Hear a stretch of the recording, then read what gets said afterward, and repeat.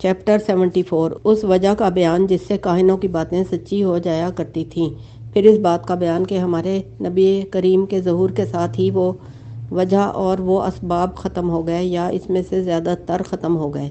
ارشاد باری تعالیٰ ہے، سورہ صافات: بے شک ہم نے قریب والے آسمان کو ستاروں کی رونق کے ساتھ آراستہ کر دیا ہے، اور ہر سرکش شیطان سے حفاظت کے لیے وہ ملائے اعلیٰ کی طرف کان نہیں لگا سکتے کچھ خبریں سن کر چرانے کے لیے، بلکہ ہر طرف سے ان کو پتھر مارے جاتے ہیں، ہانکے جاتے ہیں، اوپر کی مجلس سے سن نہیں سکتے، اور ان کے لیے عذاب ہے ہمیشہ والا۔ ہاں مگر جو کوئی خبر اچک لیتا ہے تو اس کے پیچھے لگتا ہے دہکتا ہوا شعلہ۔ نیز ارشاد باری ہے، سورۃ الملک: اور البتہ تحقیق ہم نے آراستہ کر دیا ہے قریب آسمان کو بڑے بڑے چراغوں کے ساتھ، اور ہم نے ان کو شیطانوں پر سنگ باری کا ذریعہ بنایا ہے۔ نیز ارشاد باری تعالیٰ ہے، سورہ حجر: البتہ تحقیق ہم نے آسمان میں بڑے بڑے برج بنا دیے ہیں، اور ہم نے آسمان کو آراستہ کر دیا ہے دیکھنے والوں کے لیے، اور ہم نے اس کو محفوظ کر دیا ہے ہر شیطان مردود سے، مگر کوئی شخص کوئی سنی ہوئی بات چرانا چاہتا ہے تو ظاہر شعلہ اس کے پیچھے لگ جاتا ہے۔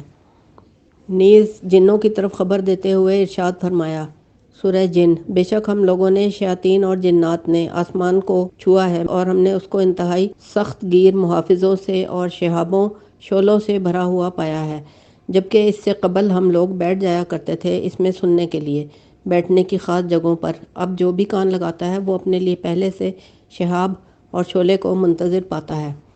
نمبر 1، ہمیں خبر دی ابو الحسن علی بن محمد بن عبداللہ بن بشران نے، ان کو خبر دی عروہ بن زبیر سے، اس نے سیدہ عائشہ رضی اللہ عنہا سے، وہ فرماتی ہیں، میں نے عرض کی، یا رسول اللہ، بے شک کاہن یعنی غیب کی خبریں بتانے والے تحقیق ہم لوگوں کی باتیں بتایا کرتے تھے اور وہ سچ ہو جایا کرتی تھی، اس کی کیا وجہ ہے؟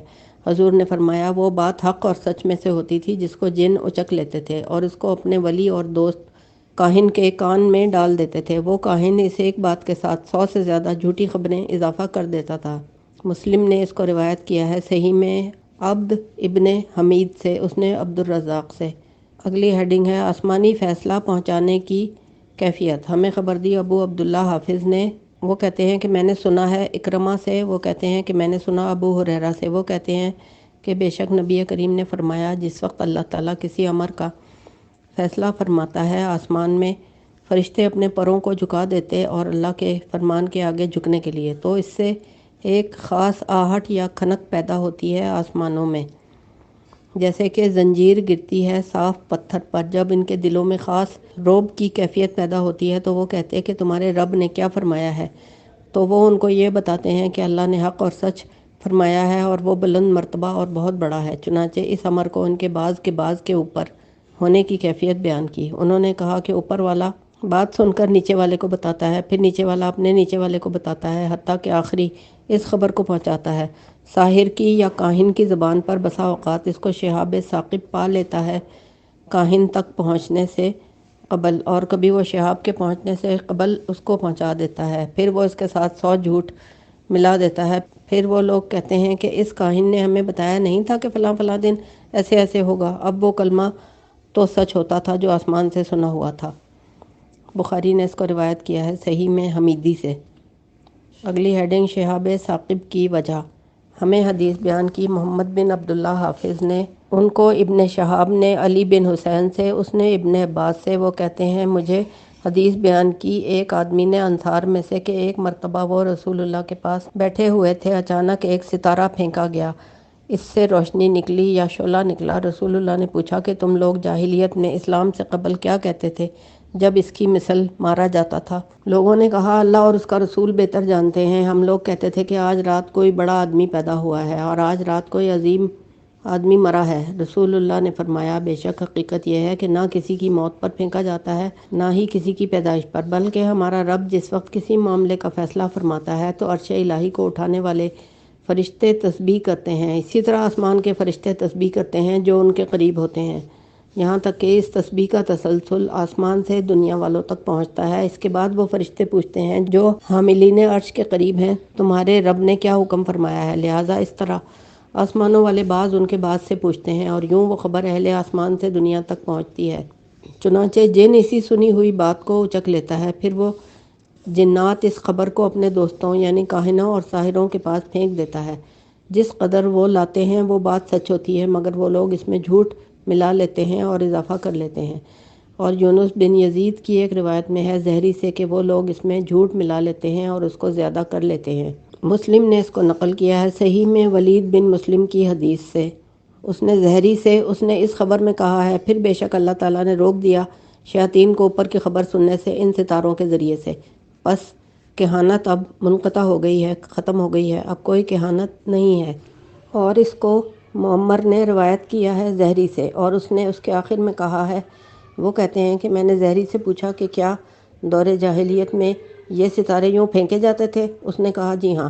میں نے پوچھا کہ اللہ تعالیٰ تو جنوں کے بارے میں خبر دیتے ہوئے فرماتے ہیں، ترجمہ سورہ جن، ہم لوگ مخصوص ٹھکانوں پر سننے کے لیے بیٹھا کرتے تھے، جو شخص اب کان لگاتا ہے وہ اپنے لیے پہلے سے شہاب پاتا ہے۔ تو زہری نے بتایا کہ سختی کر دی گئی تھی اور اس کا معاملہ سخت ہو گیا جب نبی کریم مبعوث ہوئے۔ اگلی ہیڈنگ ہے نگران اور شہاب پہلے بھی ہوتے تھے مگر خبریں چرانے والوں کے خلاف بعثت محمدی کے بعد استعمال ہونا شروع ہوئے۔ نمبر 4 ہمیں اس کی خبر دی ابو عبداللہ حافظ سے، اس نے ابن عباس سے، وہ کہتے ہیں کہ ایک مرتبہ حضور اپنے اصحاب کی جماعت میں بیٹھے تھے، اچانک ایک ستارہ پھینکا گیا اور روشنی پھیلی۔ پھر راوی نے ذکر کیا مفہوم حدیث اوزاعی کا۔ اس کے بعد معمر نے زہری سے ذکر کیا کہ یہ بظاہر کتاب کے موافق ہے کیونکہ اس نے جنوں کی طرف سے خبر دیتے ہوئے کہا ہے، ترجمہ سورہ جن، ہم آسمان کو چھوتے تھے اور ہم اس کو شدید نگرانوں اور شہابوں سے بھرا ہوا پاتے تھے، ہم مخصوص جگہوں پر جا کر بیٹھا کرتے تھے، مگر اب جو بھی سنتا ہے وہ اپنے لیے شہاب منتظر پاتا ہے۔ پس جنہوں نے یہ خبر دی ہے کہ آسمان کی نگرانی میں اضافہ کر دیا گیا ہے اور اس کے شہاب بھی زیادہ کر دیے گئے ہیں، یہاں تک کہ وہ نگرانوں اور شہابوں سے بھر گیا ہے۔ تو یہ دلیل ہے اس امر کی، یہ اس سے قبل بھی اس میں نگران موجود تھے اور شہاب بھی ان کے ساتھ تیار تھے، اور شہاب عربی زبان میں سلگائی ہوئی آگ کو کہتے ہیں یعنی شعلہ۔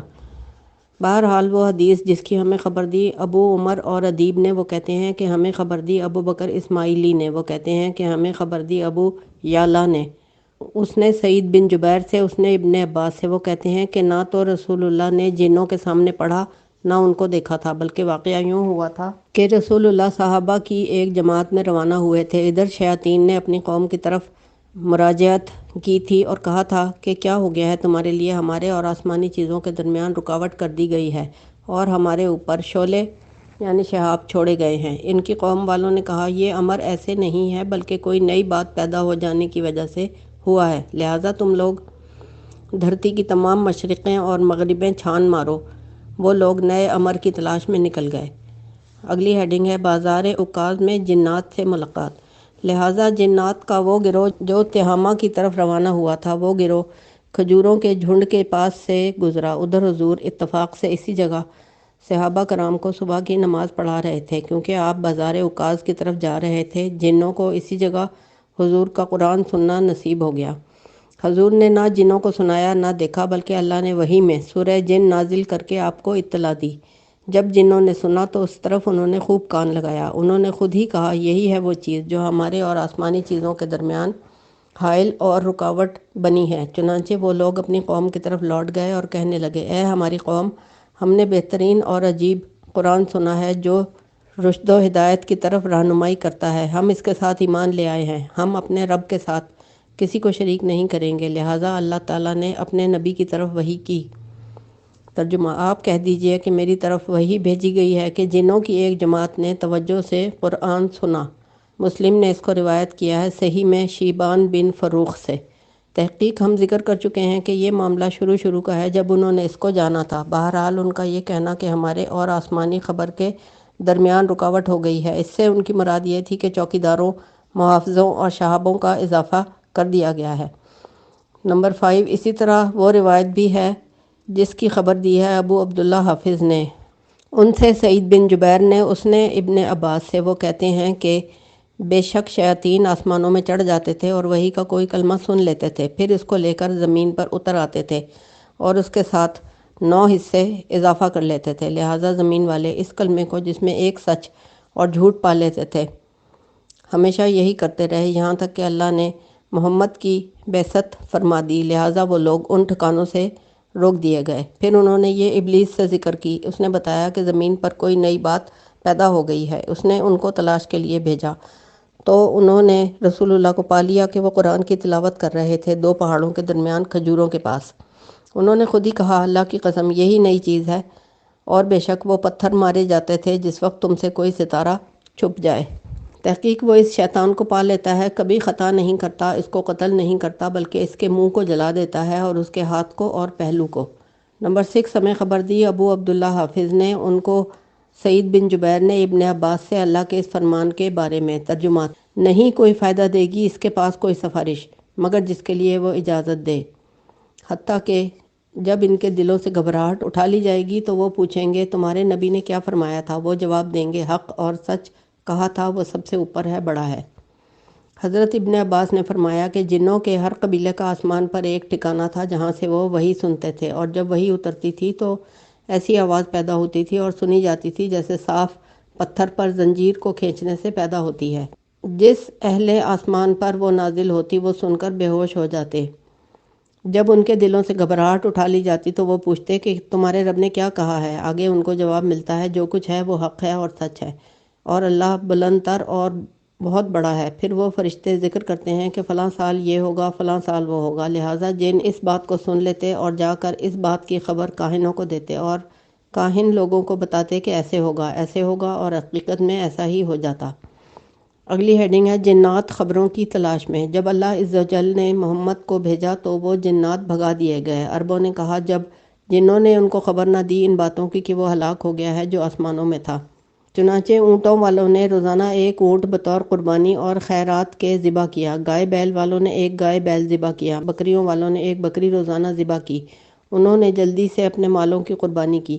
قبیلہ ثقیف والوں نے کہا وہ سارے عرب میں زیادہ عقل مند تھے، لوگوں اپنے مال اپنے پاس روک کر رکھو، بے شک آسمانوں میں جو ہے وہ مرا نہیں ہے، یہ کوئی پریشانی نہیں ہے۔ کیا تم لوگ نہیں دیکھ رہے اپنی نشانیوں اور رفعتوں کو؟ آسمانوں میں ستاروں میں جیسے تھیں ویسے ہیں، چاند سورج بھی ویسے ہیں، رات دن بھی۔ کہتے ہیں کہ ابلیس نے کہا زمین پر کوئی نیا واقعہ رونما ہوا ہے، تم لوگ میرے پاس ہر سرزمین کی مٹی لے آؤ۔ چنانچہ جنات مٹی لے گئے، وہ ان کو سونگ کر رکھتا گیا۔ جب اس نے مکہ کی مٹی سونگی تو بولا یہیں سے کوئی نئی چیز پیدا ہوئی ہے، چنانچہ وہ تلاش میں نکل پڑا۔ معلوم ہوا کہ رسول اللہ کی بعثت ہو چکی ہے۔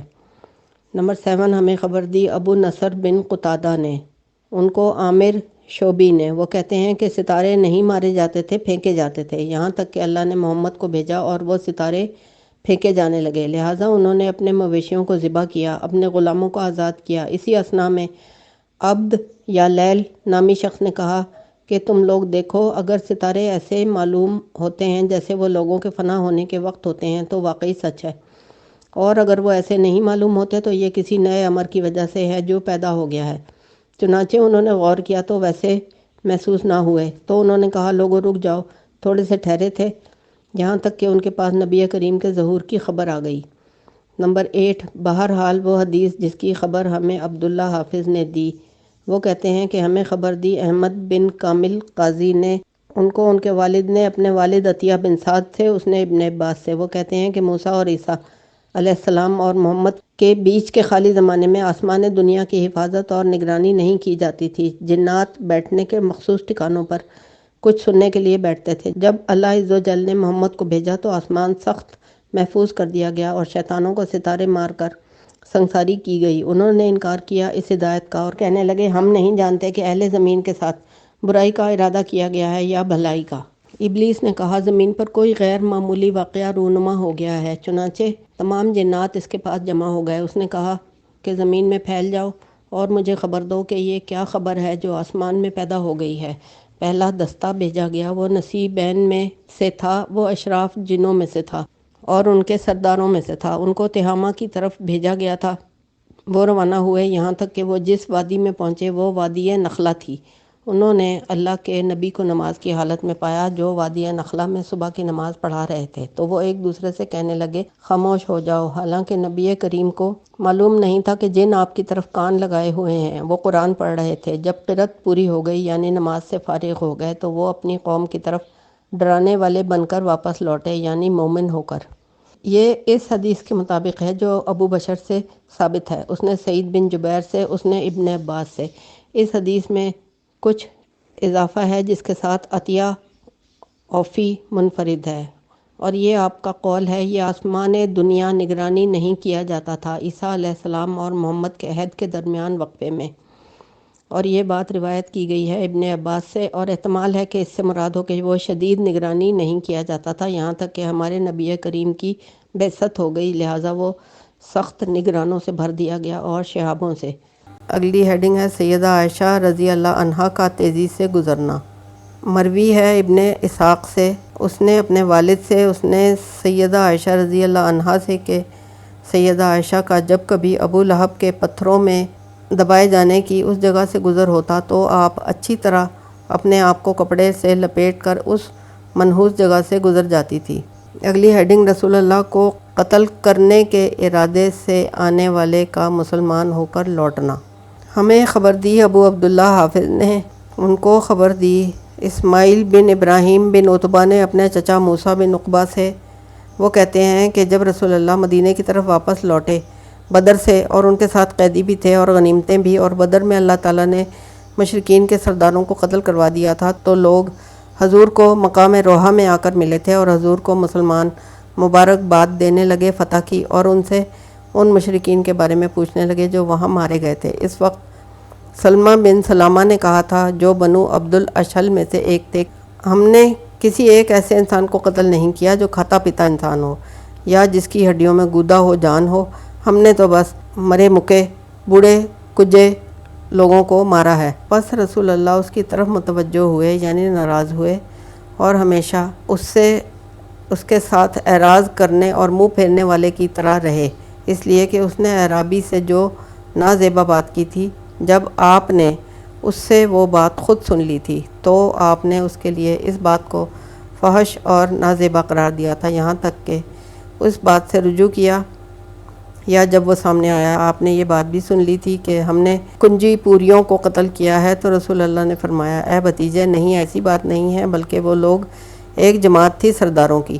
جب مشرکین شکست خوردہ مکے واپس لوٹے اس صورت میں کہ اللہ نے قتل کر دیا تھا جس کو بھی قتل کروانا تھا ان میں سے، تو عمر بن وہب حمامی آیا اور وہ صفوان بن امیہ کے پاس بیٹھا، حجر اسود کے پاس۔ آپ کی زندگی تو انتہائی قبیح اور بدمزہ ہو گئی بدر میں قتل ہونے والوں کی وجہ سے۔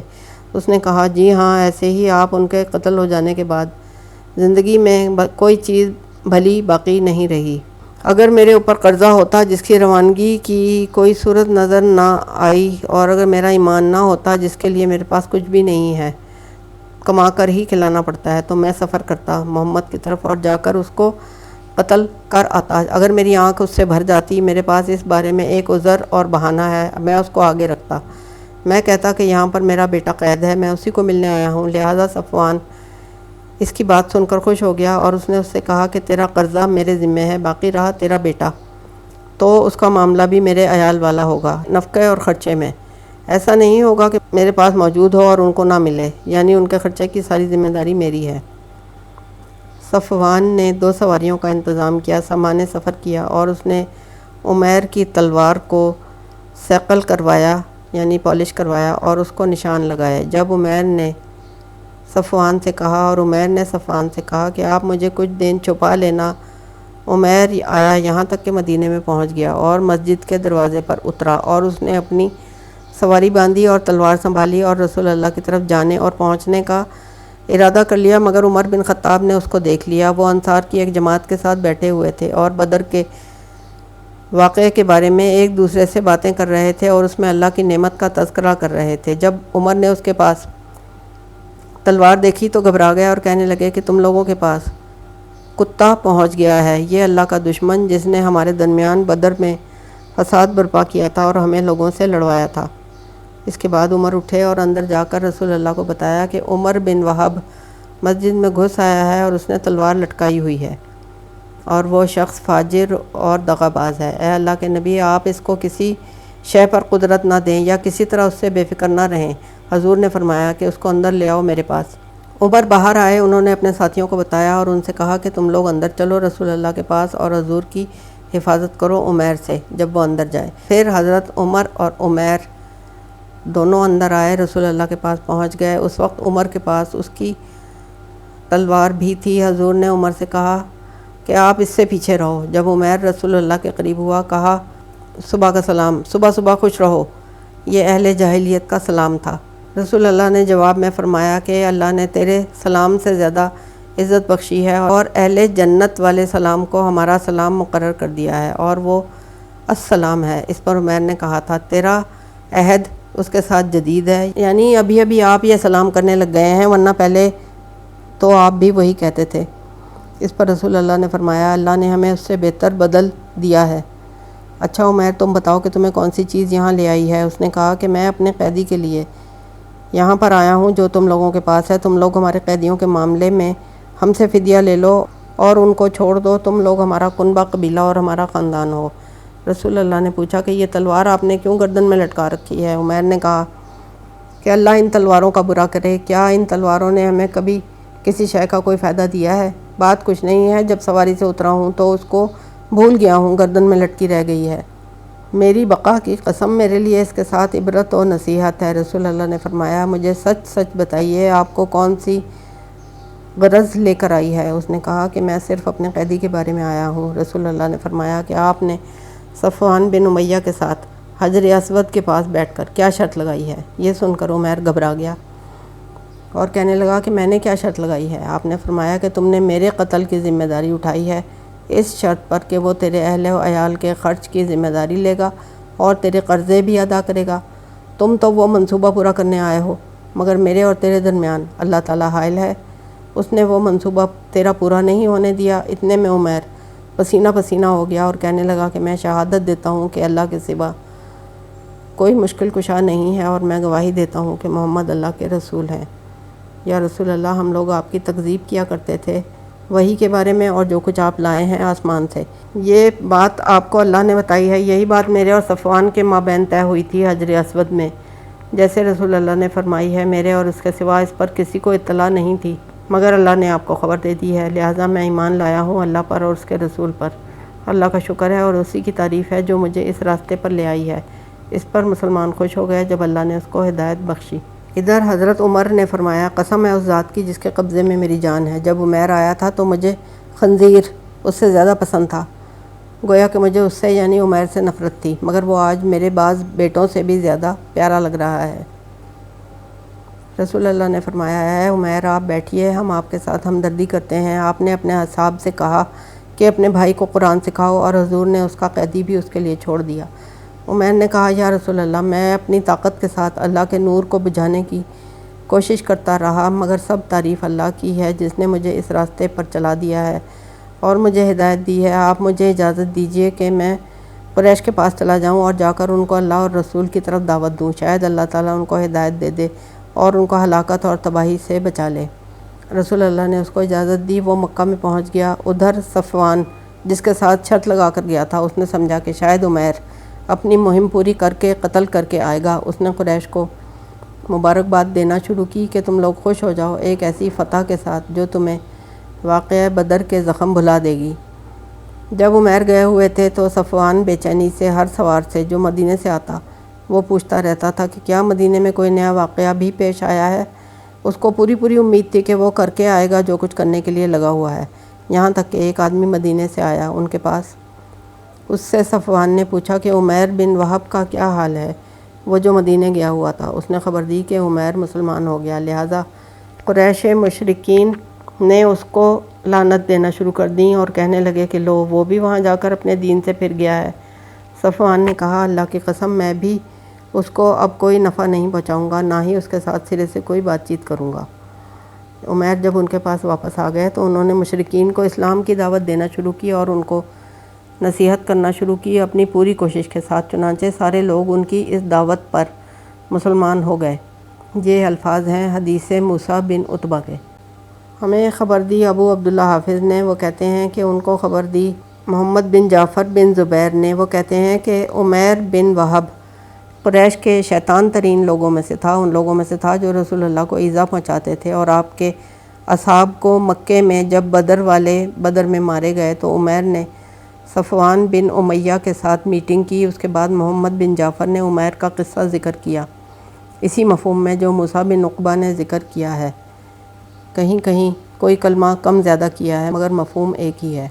اس کے آخر میں اس نے کہا ہے کہ جب عمیر مکے میں پہنچا اور اس نے اپنا اسلام ظاہر کیا تو اس کے ہاتھ پر بہت سارے لوگ ایمان لے آئے، اور پھر اس نے ہر اس شخص کو ایذا دی جو اسلام سے دور ہوا، اور وہ تیز اور ہوشیار اور مضبوط آدمی تھا۔ ہمیں خبر دی ابو عبداللہ حافظ نے، وہ کہتے ہیں کہ ان کو خبر دی واقدی نے، وہ کہتے ہیں کہ قباس بن اشیم کنانی کہتا تھا کہ میں بدر میں مشرکین کے ساتھ موجود تھا، اور میں محمد کے اصحاب قلیل ہیں دیکھ رہا تھا اپنی آنکھوں سے، اور ہمارے پاس جو گھوڑے اور آدمیوں کی کثرت تھی، مگر میں بھی شکست کھا گیا ان لوگوں کے ساتھ جنہوں نے شکست کھائی۔ البتہ تحقیق میں نے دیکھا تھا اپنے آپ کو، البتہ میں دیکھ رہا تھا مشرکین کی طرف ہر چہرے کو، اور بے شک میں کہتا ہوں اپنے دل میں کہ اس جیسا معاملہ نہیں دیکھا کہ اس سے کسی نے فرار کیا ہو سوائے عورتوں کے۔ پھر راوی نے اس کی آمد کا ذکر کیا ہے کہ مکے میں، اور اس کے رکنے کا، کہ جب خندق کے بعد کا مرحلہ آیا میں نے کہا کاش کہ میں مدینے میں جاتا اور جا کر دیکھتا کہ محمد کیا کہتا ہے۔ میرے دل میں اسلام واقع ہو چکا تھا، لہٰذا میں مدینے میں گیا اور میں نے رسول اللہ کے بارے میں پوچھا۔ لوگوں نے بتایا کہ وہ رہے مسجد کے سائے تلے جماعت کے ساتھ اپنے اصحاب میں۔ میں ان کے پاس گیا، میں ان میں سے ان کو نہیں پہچانتا تھا۔ میں نے سلام کیا، آپ نے مجھے فرمایا اے قیاس بن اسیم، کیا تم نے یہ بات کہی تھی کہ بدر والے دن کہ میں نے اس جیسا امر نہیں دیکھا کہ اس سے کسی نے فرار کیا ہو سوائے عورتوں کے؟ میں نے کہا کہ میں شہادت دیتا ہوں کہ آپ اللہ کے رسول ہیں، اور یہ امر مجھ سے کبھی بھی کسی کی طرف نہیں ظاہر ہوا تھا، اور نہ ہی میں نے کبھی اس بارے میں کسی چیز کا اظہار کیا تھا، مگر جو کچھ میں نے دل میں بات کی، اور یہ بات نہ ہوتی کہ آپ اللہ کے نبی ہیں تو اللہ تعالیٰ آپ کو اس پر مطلع نہ کرتا۔ آئیے میں آپ کے ہاتھ پر بیعت کرتا ہوں۔ سو آپ نے مجھ پر اسلام پیش کیا اور میں مسلمان ہو گیا۔ چیپٹر 23 جنگ بدر میں حاضر ہونے میں فرشتوں اور صحابہ کرام کی فضیلت۔ ہمیں خبر دی محمد بن عبداللہ حافظ نے، ان کو خبر دی رفاعہ بدری نے اپنے بیٹے سے، کہتے ہیں کہ میں نہیں پسند کرتا تھا میں بدر میں حاضر ہوں، اور نہ میں پسند کرتا ہوں کہ میں بیعت عقبہ میں ہوتا۔ کہا کہ جبرائیل علیہ السلام نے پوچھا نبی کریم سے تمہارے اندر اہل بدر کیسے ہیں؟ جواب ملا کہ ہم میں سے بہترین ہیں۔ انہوں نے فرمایا کہ اسی طرح ہیں وہ ملائکہ بھی جو بدر میں حاضر ہوئے تھے، وہ بہترین فرشتے ہیں، یعنی اس وقت اہمیت واضح ہو گئی۔ اس کو بخاری نے روایت کیا سلیمان بن حرب سے۔